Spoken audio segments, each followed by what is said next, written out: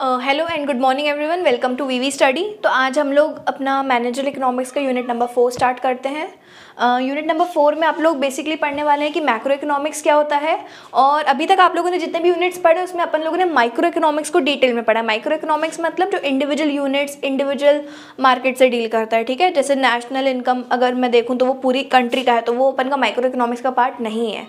वहीं अगर मैं देखूं पर कैपिटा इनकम, किसी भी इंडिविजुअल इंसान की इनकम कितनी है इंडिया में रहकर, तो वो किसका पार्ट हो जाएगा, मेरा माइक्रो इकोनॉमिक्स का पार्ट हो जाएगा। तो यहाँ पर हम लोग पूरा मैक्रो इकोनॉमिक्स का डिटेल स्टार्ट कर रहे हैं। यूनिट नंबर 4 और यूनिट नंबर 5 आपको मैक्रो इकोनॉमिक्स का पार्ट ही पढ़ना है, जबकि आपका unit number 1, 2 and 3 micro economics का पार्ट था। ओके तो हम लोग स्टार्ट करते हैं। सबसे पहले मैक्रो इकोनॉमिक्स होता क्या है। मैक्रो इकोनॉमिक्स का मतलब वो इकोनॉमिक्स का पार्ट जो कि इकोनॉमी एज अ होल को स्टडी करता है, ठीक है। माइक्रो इकोनॉमिक्स में क्या होता है कि हम लोग इंडिविजुअल चीज़ों को स्टडी करते हैं, लेकिन मैक्रो में हम लोग वही सेम चीज़ को इकोनॉमी एज अ होल को स्टडी करते हैं। फॉर एग्जांपल अगर मैं देखूँ पर कैपिटा इनकम मेरा माइक्रो इकोनॉमिक्स का पार्ट है, वेयर एज नेशनल इनकम मेरा मैक्रो इकोनॉमिक्स का पार्ट है। कई बार आपको एग्जाम में डिफरेंस बिटवीन माइक्रो मैक्रो भी पूछा जा सकता है, तो आप लोग क्या लिखेंगे उसमें, पहला डिफरेंस आप दोनों का मीनिंग लिखेंगे। Micro economics deal with individual units, macro economic deal with aggregate units. फिर in micro economics I denotes individual, in macro economics A denotes aggregate. Micro economics के फादर हैं अल्फ्रेड मार्शल, मैक्रो इकोनॉमिक्स के father हैं James Keynes. ये 3 differences मैंने आपको बताया। चौथा डिफरेंस आप ले सकते हैं कि माइक्रो जो है वो एक ग्रीक वर्ड से ओरिजिनेट हुआ है, माइक्रोस MIKROS, जिसका मीनिंग होता है स्मॉल। और मैक्रो इकोनॉमिक्स जो है वो मैक्रो MAKROS मैक्रो से जनरेट हुआ है, जिसका मीनिंग होता है एग्रीगेट या लार्ज। तो ये मैंने आपको डिफरेंसेस बता दिए हैं। ये डिफरेंस बिटवीन कई बार आपके एग्जाम में पूछ लिया जाता है। नेक्स्ट हम लोग को पढ़ना है एग्रीगेट्स क्या है। एग्रीगेट्स क्या है मतलब, अब हम लोग नेशनल इनकम को अगर देखें, नेशनल इनकम क्या होती है सबसे पहले वो सीखेंगे। नेशनल इनकम का मतलब एक अकाउंटिंग ईयर में पूरे इंडियंस मिलकर कितना पैसा अर्न कर रहे हैं उसको हम लोग उस कंट्री की इनकम बोलते हैं। अगर हम लोग कंट्री को डिवाइड करें तो वो 3 कैटेगरीज में हम डिवाइड कर सकते हैं। एक हमारा होता है प्राइमरी सेक्टर, एक हमारा होता है सेकेंडरी सेक्टर, एक होता है टर्शरी सेक्टर। प्राइमरी सेक्टर में सारे फार्मर्स वगैरह आते हैं, माइनिंग वाला काम आता है जो एकदम स्क्रैच से नेचुरल रिसोर्सेज से रिलेटेड होता है। सेकेंडरी सेक्टर में मैन्युफैक्चरिंग इंडस्ट्रीज आती हैं और टर्शरी सेक्टर में सारा सर्विस सेक्टर आता है। तो ये तीनों सेक्टर से मिलाकर एक साल में कितनी इनकम बन रही है किसी भी कंट्री की, उसको हम लोग नेशनल इनकम बोलते हैं। तो नेशनल इनकम के ऐसे 8 एग्रीगेट्स हैं। GDP एट MP मैं आपको एक बार फुल फॉर्म के साथ बता देती हूँ। Gross domestic product at market price, gross domestic product at factory cost, gross national product at market price, gross national product at factory cost, net domestic product at market price, net domestic product at factory cost, net national product at MP and net national product at FC। जो मेरा national income होता है इन 8 में से वो ये होता है NNP एट FC। तो अगर आपको कोई बोले नेशनल इनकम को आप शॉर्ट में क्या बोलते हो, तो वो होता है net national product at factory cost, ठीक है। तो अब इनमें हम कन्वर्जन सीखेंगे कि आपको अगर ग्रॉस से नेट में आना है, किसी भी आपको इसमें कन्वर्जन आना चाहिए। आप लोग अभी जो इनकम निकालना सीखोगे नेशनल इनकम, तो आपको उसमें ऐसे देंगे GDP आपको पता है एट MP, और नेशनल इनकम क्या होता है NNP एट FC। तो इसको ये कैसे बनाना है, तो सबसे पहले इसमें डिफरेंस क्या है, पहले तो आपको इस G को N बनाना पड़ेगा। तो G को N कैसे बनाता है, मतलब ग्रॉस को नेट कैसे बनाओगे, फिर डोमेस्टिक को नेशनल कैसे बनाओगे, फिर मार्केट प्राइस को फैक्ट्री कॉस्ट कैसे बनाओगे। तो इसके फॉर्मूलेज आपके पास अवेलेबल हैं, जो कि हम लोग अब नेक्स्ट में डिस्कस करने वाले हैं। तो देखिए फॉर्मूलेज क्या है। अगर आपको ग्रॉस से नेट में जाना है, ठीक है, ग्रॉस से नेट में जाना है, तो उसका फॉर्मूला होता है उसमें आप डेप्रीसिएशन ऐड कर दो, क्योंकि इसमें हम लोग एसेट पर जब डेप्रीसिएशन हम लोग ऐड बैक कर देते हैं तो वो हम लोग का नेट बन जाता है। तो ग्रॉस से आपको जो नेट जाना है, यहाँ पर हमने सीखा था G से N में जाना है, तो पहली स्टेप क्या हो जाएगी, डेप्रीसिएशन इसमें ऐड कर देना। ये सब क्वेश्चन में गिवन रहेगा, आपको घबराना मत। तो डेप्रीसिएशन आप इसमें ऐड करेंगे। अगर आपको डोमेस्टिक से नेशनल में जाना है, डोमेस्टिक इनकम मतलब ज्योग्राफिकल एरिया में अंदर रहकर हम लोग जो इनकम अर्न करते हैं। नेशनल इनकम मतलब इन लोगों की भी इनकम आ जाती है जो इंडियंस है लेकिन फॉरेन में अर्न करते हैं, ठीक है, इंडियंस जो बाहर से पैसा अर्न करते हैं। तो इसमें NFI है, NFI भी आप लोग ऐड कर देना, ठीक है। फिर नेक्स्ट है फैक्ट्री कॉस्ट, मतलब F से आपको M में कैसे आना है, मार्केट प्राइस से आपको फैक्ट्री कॉस्ट में कैसे आना है, या फैक्ट्री कॉस्ट से मार्केट में कैसे जाना है। तो उसमें आप NIT जोड़ेंगे। NIT मतलब नेट इनडायरेक्ट टैक्सेस। कोई भी प्रोडक्ट फैक्ट्री में होता है तो उसमें टैक्सेस नहीं लगे हुए होते हैं, वही चीज़ अगर मार्केट में आ जाती है तो उसमें टैक्सेस जुड़ जाते हैं। तो अगर आपको किसी भी चीज़ की फैक्ट्री कॉस्ट को किसी भी चीज़ की मार्केट कॉस्ट बनाना है तो उसमें आपको NIT ऐड करना पड़ेगा। NIT दो चीज़ों से मिलकर बनता है, टैक्सेस माइनस सब्सिडीज का फॉर्मूला होता है NIT का। ये दोनों चीज़ें आपको क्वेश्चन में गिवन होंगी, तो आप लोग इजीली GD/PAT MB को NNPAT FC में कन्वर्ट कर सकते हैं, ठीक है। तो ये कन्वर्जन आप लोगों ने सीख लिया। नेक्स्ट, अब कन्वर्जन काम कहाँ आएगा आपका, आपको नेशनल इनकम निकालना आना चाहिए। तो नेशनल इनकम फाइंड आउट करने के हमारे पास 3 मेथड्स अवेलेबल है इकोनॉमिक्स में। पहला है इनकम मेथड, सेकेंड है हमारा एक्सपेंडिचर मेथड, थर्ड है हमारा प्रोडक्शन मेथड जिसका दूसरा नाम है वैल्यू एडेड मेथड। हम लोग अब इन 3 चीज़ों को डिटेल में 1 बाय 1 डिस्कस करेंगे। ओके, तो अब हम लोग स्टार्ट करते हैं ये तीनों मेथड्स का डिटेलिंग स्टार्ट करते हैं। मैंने आपको अभी बताया था कि हम लोग को नेशनल इनकम मेजर करने के हमारे पास 3 मेथड्स अवेलेबल हैं।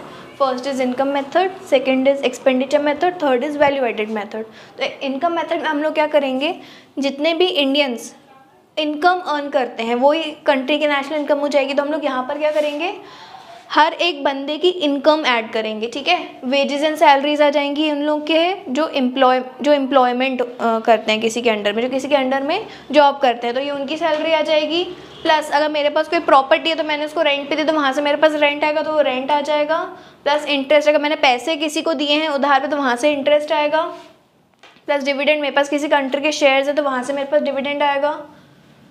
प्लस अगर मेरा कोई बिज़नेस है तो बिज़नेस में सब एक्सपेंसेस करने के बाद जो मेरे पास प्रॉफिट बच जाता है वो, और प्लस मिक्स्ड इनकम मतलब लॉयर, डॉक्टर, इन सब की जो इनकम होती है ये क्या हुआ, हम लोगों ने सारी इनकम जोड़ ली। और कोई सोर्स तो होता नहीं किसी के पास इनकम का, या तो वो काम करके सैलरी अर्न करेगा, या तो बिजनेस करके प्रॉफिट अर्न करेगा, या तो अपना कोई भी एसेट इन्वेस्टमेंट हुआ या पैसा हुआ या कोई एसेट हुआ घर वगैरह उसको रेंट पे देकर पैसा अर्न करेगा। तो हमने एक इंसान की जितनी भी पॉसिबल इनकम्स हो सकती हैं हमने वहाँ पे ये सारी इनकम्स ऐड कर ली।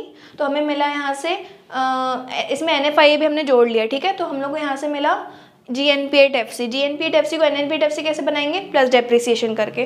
तो यहाँ से आपको ये सारी चीज़ें क्वेश्चन में गिवन होंगी, सिर्फ आपको प्लस करना है और कुछ नहीं करना। यहाँ से आपकी निकल आएगी नेशनल इनकम। ऐसे ही हमारा एक्सपेंडिचर मेथड और वैल्यू एडेड मेथड भी है। एक्सपेंडिचर मेथड में आप लोग क्या करेंगे, अब हम लोग ये एक्सपेंडिचर देखो, जिसने जितना अर्न किया, एक तो वो हुई नेशनल इनकम, और पूरे इंडियंस मिलकर एक अकाउंटिंग ईयर में कितना खर्चा कर रहे हैं वो भी तो नेशनल इनकम ही हुई एक तरीके से, है ना। जो मैंने खर्चा किया वो किसी और ने अर्न किया तो वो उसकी इनकम हो गई। तो इस तरीके से हम लोग एक्सपेंडिचर के पॉइंट ऑफ व्यू से सबकी नेशनल इनकम कैलकुलेट करेंगे हर कंट्री की, ठीक है। तो अब हम लोग खर्चे कहाँ करते हैं, सबसे पहले तो प्राइवेट फाइनेंस कंजम्पशन एक्सपेंडिचर, जो हाउस होल्ड एक्सपेंडिचर्स है हमारे, है ना। हम लोग घर बैठे बैठे जो भी खर्चा करते हैं, राशन खरीदते हैं, एंटरटेनमेंट एक्सपेंसेस हो गए यहाँ पर हमारे, जितने भी ज़रूरत के जितने भी हमारे खर्चे हो गए वो हो गए। फिर गवर्नमेंट जितने भी खर्चे करता है, ब्रिज बनता है, एयरपोर्ट बनता है, रेलवे स्टेशन बनता है, रोड्स बनते हैं, ये सारे गवर्नमेंट के खर्चे हो गए। गवर्नमेंट अगर कुछ सब्सिडीज़ दे रहा है, गवर्नमेंट स्कूल्स में जो भी आप एक्सपेंडिचर कर रहे हो, है ना, गवर्नमेंट हॉस्पिटल्स में का जो एक्सपेंडिचर वो पूरा गवर्नमेंट का एक्सपेंडिचर आ जाएगा यहाँ पर। फिर यहाँ पर अब किसी ने इन्वेस्टमेंट्स किए हुए हैं, ठीक है, तो वो भी एक तरीके से अपन लोग का एक्सपेंडिचर ही हुआ। और अपन के जितने भी नेट एक्सपोर्ट कैसे मिलेगा आपको, एक्सपोर्ट माइनस इम्पोर्ट, ठीक है। तो यहाँ से आपको नेट एक्सपोर्ट मिल जाएगा, इसमें आप जोड़ेंगे NFI, आपको मिलेगा NNPAT FC। नेक्स्ट हमारा वैल्यू एडेड मेथड, इसमें प्रोडक्शन मेथड है। ये हम लोगों ने पूरा इनकम के पॉइंट ऑफ व्यू से देखा कि कौन कितना अर्न करता है, ये कौन कितना खर्चा करता है, और ये कौन कितना प्रोड्यूस करता है। तो हम लोग के 3 अप्रोचेज होते हैं नेशनल इनकम के।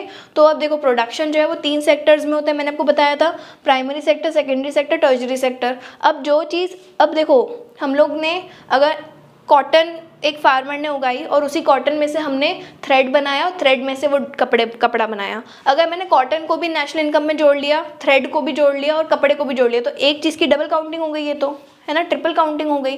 तो इस चीज़ को अवॉइड करने के लिए हम लोग क्या करते हैं, तीनों सेक्टर्स का प्रोडक्शन जो में से इंटरमीडिएट कंजम्पशन, मतलब जो भी रॉ मटेरियल हमको लगता है, ठीक है, ये आपको रॉ मटेरियल के नाम से भी दिया हो सकता है। जो भी आपको रॉ मटेरियल लगता है वो आप इसमें से माइनस करेंगे और आप फिर उसमें NFIA जोड़ेंगे, आपको मिलेगा NNPAT FC। तो ये हम लोग के 3 अप्रोच हो गए नेशनल इनकम फाइंड आउट करने के। Hello and welcome everyone to VV study. हम लोग स्टार्ट करने वाले हैं यूनिट 5, जिसमें हम लोग पूरा मनी सप्लाई के बारे में पढ़ने वाले हैं।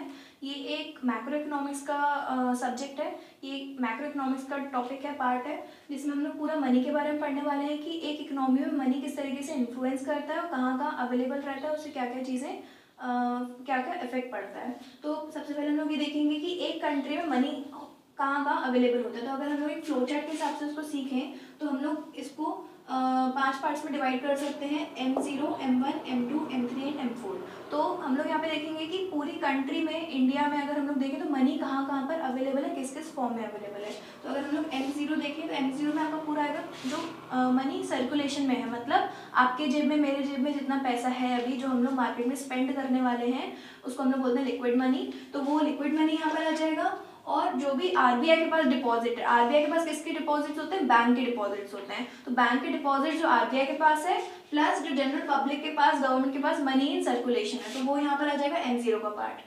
M1 में क्या आ जाएगा, अब देखिए करेंसी इन सर्कुलेशन मतलब जो मार्केट में पैसा है, ठीक है। करेंसी विद पब्लिक मतलब जो उन्होंने, लोगों ने घर में पैसा रख के रखा है, जो वो खर्च नहीं कर रहे हैं अभी, तो एक वो वाला यहाँ पर अमाउंट आ जाएगा। Plus demand deposit. Demand deposit क्या होता है, अगर हम लोग का सेविंग अकाउंट है बैंक में तो वो उसको डिमांड डिपॉजिट अकाउंट बोलते हैं, क्योंकि हम लोग जब हम लोग को पैसा चाहिए होता है हम लोग उसको विड्रॉ कर सकते हैं और डिपॉजिट भी उसमें और कर सकते हैं, तो उसको डिमांड डिपॉजिट्स हम लोग बोलते हैं। तो वो M1 का पार्ट होगा। फिर M2 में क्या आएगा हमारा, M1 तो आएगा ही, प्लस जो जनरल पब्लिक पोस्ट ऑफिस में भी काफ़ी सारा पैसा डिपॉजिट करती है सेविंग्स के नाम पर, तो वो वाला यहाँ पर पैसा आ जाएगा।